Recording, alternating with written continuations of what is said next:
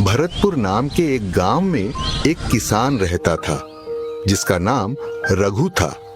रघु अपनी सूखी जमीन को देखकर निराश था।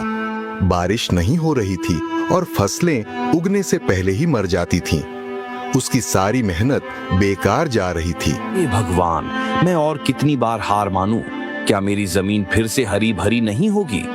मेरी फसल अब पहले के जैसी हरी भरी क्यों नहीं होती है?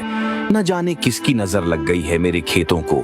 नजर तो मेरी किस्मत को लग गई है जो शादी करके तुम्हारे घर आई हूँ। सोचा था अच्छी फसल होगी तो नई साड़ी खरीदूंगी और चांदी की पायल भी खरीदूंगी, लेकिन तुम्हारे खेत को देखकर तो ऐसा लगता है कि दिन के 2 बार का खाना मिल जाए वह भी काफी है। अरे भाग्यवान, क्यों जी छोटा कर रही हो? भगवान ने हमें 2 हाथ क्यों दिए हैं? मेहनत करने के लिए ना।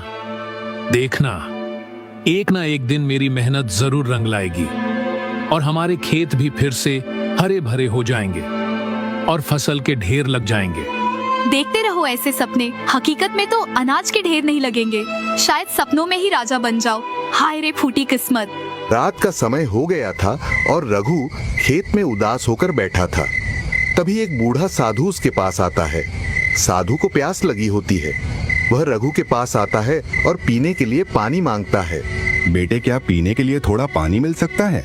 बड़ी प्यास लगी है। आइए महाराज, कुएं में पानी तो बहुत है, लेकिन शायद अनाज मिल भी पाएगा या नहीं। लीजिए, पानी पीजिए। बहुत ज्यादा प्यास लगने की वजह से साधु पानी पी लेते हैं। थोड़ी देर बाद साधु रघु से पूछते हैं, बेटा, क्यों इतनी उदासी? क्या तुम अपनी जमीन को सोने जैसा फलता फूलता देखना चाहते हो? तो लो ये नक्शा। रघु के मन में डर और उत्सुकता का मिश्रण था, लेकिन उसने फैसला किया कि वह इस चुनौती को स्वीकार करेगा। रघु ने अपनी यात्रा शुरू की। जंगल में खतरों का सामना करते हुए उसकी हिम्मत बार बार टूटने को हुई, लेकिन वह हर मुश्किल से लड़ा। रघु एक नदी पार करने की कोशिश करता है। तभी एक भालू उसके सामने आ जाता है। तुम कौन हो और यहाँ क्यों आए हो? मैं अपनी जमीन को बचाने के लिए स्वर्ण बीज की खोज में हूँ। मुझे रोकना मत। रघु का साहस देखकर भालू ने उसे जाने दिया। यह उसका पहला इम्तिहान था। रघु एक चमकती हुई गुफा में प्रवेश करता है। वहां एक सुनहरा पेड़ होता है जिसके नीचे एक छोटा सा बीज रखा होता है। कई दिनों की कठिनाई के बाद रघु ने स्वर्ण बीज पा लिया, लेकिन तभी गुफा के अंदर एक गहरी आवाज गूंजती है। अगर यह बीज चाहिए तो वादा करो कि इसे केवल अपनी मेहनत और दूसरों की भलाई के लिए इस्तेमाल करोगे। मैं वादा करता हूँ कि यह बीज मेरे खेत और मेरे गांव को खुशहाल बनाने के लिए होगा। थोड़ी देर बाद आवाज गायब हो जाती है। रघु बीज लेकर घर लौट आता है। रघु अपने खेत में बीज लगाता है और उसकी देखभाल करता है।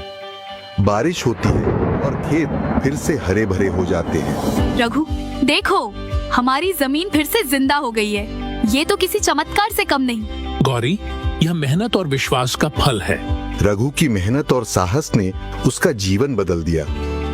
उसने न केवल अपने खेत को हरा भरा किया, बल्कि पूरे गांव को बीज देकर सभी को खुशहाल बनाया। रघु की यह कहानी बताती है कि सच्चा चमत्कार हमारी मेहनत